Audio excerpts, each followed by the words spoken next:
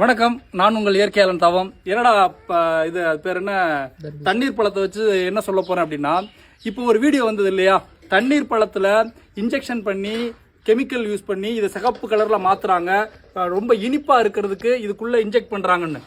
இதை இந்த டயத்தில் ஏன் வந்து வெளியில் விடணும் அப்படின்னா, நம்ம விவசாயிகள் செய்யக்கூடிய இந்த தர்பூசணி பழத்தை ஒழிக்கிறதுக்கு தான். ஒழிச்சிட்டு இந்த வெயில் காலங்களில் நம்ம பன்னாட்டு நிறுவனங்கள் விற்கக்கூடிய குளிர்பானங்களை வாங்கி குடிக்கணும் அப்படின்றதுக்கு தான். இதே நேரத்தில் பன்னாட்டு நிறுவனங்களில் இருக்கக்கூடிய குளிர்பானங்களில் இந்த பூச்சிக்கொல்லிலாம் கலந்துருக்குன்னு ஏதாவது வீடியோ போடுறாங்களா? இல்லை. அப்போ இங்கே ஒழிக்கப்படுறது யாரு? விவசாயிகள். வாழ்றது யாரு? பன்னாட்டு நிறுவனங்களுடைய குளிர்பானங்கள்.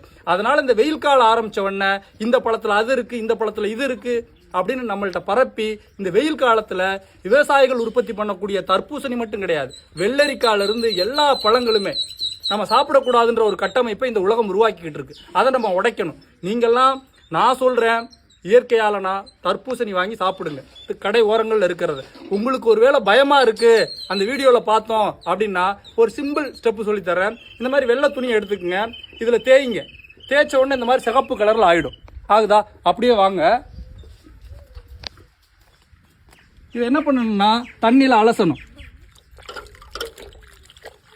தண்ணியில் அலசிட்டிங்கன்னா இது உண்மையான சிவப்பு அப்படின்னா